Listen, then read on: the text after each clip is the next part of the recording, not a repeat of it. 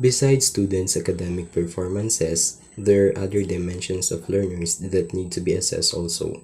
There are aptitudes and attitudes that are related to the academic achievements of learners, according to Tanner 2021. Information about learners' experiences with a subject or an activity is only part of what is needed as input in order to explain their performance. In a class, it would be obvious evidence that experience appears to be consistent from student to student.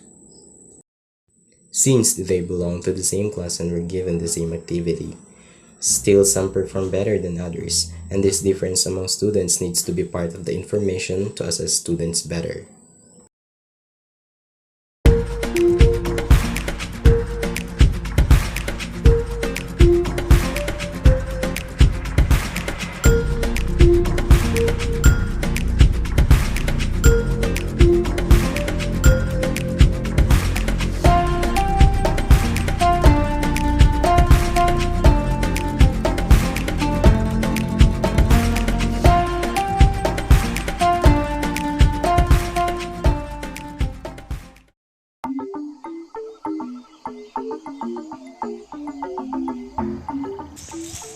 Hello everyone!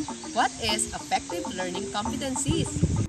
Affective competencies are related to student learning in the areas of motivating, rewarding for correct responses and adaptive behavior, involving students' interest and attention in learning activities and in school, managing crisis behaviors, perceiving needs and experience which students exhibit during learning and socialization activities, and demonstrating or modeling optional ways of responding to stress and solving problems.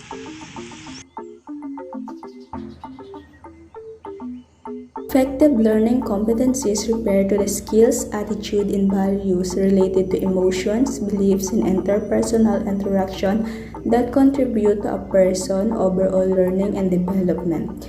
These competencies are often associated with social emotional learning or SEL and focus on aspects such as self-awareness, self-regulation, empathy, social awareness, and interpersonal skills. In educational settings, affective learning competencies are increasingly recognized as crucial for academic success and overall well-being. They encompass the ability to understand and manage one's own emotions, to recognize and empathize with the emotion of others, to establish and maintain positive relationships, and to make responsible decisions based on ethical considerations. Did you know what the history of affective learning competencies is? If you don't know, let's find Tintin and ask her. Come on, follow me. There she is! Oh, Tintin, what are you doing? Oh, I'm looking for a special kind of rock. Oh, I found it. Oh, may I see?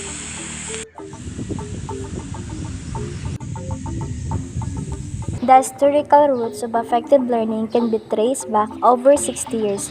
It was at the 1948 conference of the American Psychological Association that a call was made to develop educational taxonomies or classification schemes of the learning domains. Bloom, Engelhardt, Fars, Hill, and Cratwell, 1956. These classification systems were intended to function as communication tools and standardized structures by which educators could better establish curricula and initiate research on learning. Mainix, 1996. Thank you for that brief information, Tintin. Now, we've knew what affective learning competencies is and its history. But that's not the end of our adventure because we will explore some examples of effective learning competencies. Are you ready, everyone? Alright, come on, follow me!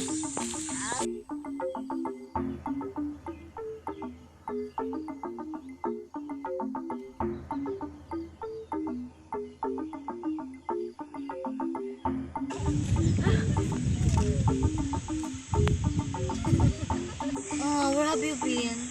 Oh, I've been from Africa and I'm very exhausted. Do you have foods? Can I have some? Sure. You know you must join us. I think this is the right time to take some rest and make some stories with us, isn't it? Oh, sure. But let me ask some question, can I? Oh, sure, what's that? Did you know the examples of affective learning competencies? Of course, yes, come on, let's talk about that. As far as I know, the first example of effective learning competencies is self-awareness, recognizing one's own emotions, thoughts, and values. This includes understanding how emotion can affect behavior and learning. For example, a student who can identify when they are feeling frustrated during a challenging task and can employ strategies to manage those emotions effectively. Oh, so we must have self-awareness in every aspect of our lives, am I right? Yes, and you need to have self-regulation, managing one's own emotions, impulses, and behaviors. This involves strategies such as stress management, impulse control, and goal setting. An example would be a student who can regulate their anxiety during exams by using relaxation techniques or breaking down tasks into manageable steps. Yes, that's true. We as a student, we need to manage our own stress in order to have effective learning. But don't forget to have empathy. Empathy is understanding and respecting the feelings and the perspective of others. This includes the ability to communicate effectively, listen actively, and collaborate with peers. An example might be a student who shows empathy towards a classmate who is struggling with a difficult concept, offering support and assistance. Oh yes, you still have a point too. We must highly consider our peers, emotion, and perspective to avoid some challenges during the class. Yes, so you need to have interaction with them to make them feel comfortable with you. You must practice your social skills, interacting effectively with others, including communication, cooperation, and conflict resolution. This involves skills such as active listening, assertiveness, and teamwork. For example, a student who can effectively work in a group settings, communicate their ideas clearly, and resolve conflict constructively. Just like us now. Am I right? I feel comfortable with you. Do you feel motivated now? And yes, and I am thankful for that. Because in effective learning competencies, motivation is important. Motivation, being driven to achieve goals and persist in the face of challenges. This includes intrinsic motivation or personal interest or enjoyment, and extrinsic motivation or external rewards or recognition. An example might be a student who is motivated to learn a new language because of their interest in different cultures, despite the challenges they may encounter. Just like all of you, you've motivated me since I came here. Of course, we're all explorers here, so we must support each other and everyone when they are struggling from something. But now, another example of effective learning is being resilient. Resilience, bouncing back from setbacks and adapting to change. This involves developing a positive attitude towards challenges and learning from failures. For example, a student who learns from a low grade on a task by identifying areas for improvement and developing a study plan for future assessments. Oh, just like us, as an explorer, we can adapt from any environment that we encounter. How nice! Yes, just like us, we encounter a lot of culture, so we must have cultural competences. Cultural competences is valuing and respecting diversity and understanding how cultural differences can influence perspective and behaviors. This includes awareness of one's own culture, background, and biases. An example might be a student who actively seeks out diverse perspectives, understudies, and respects cultural differences and the interaction with others.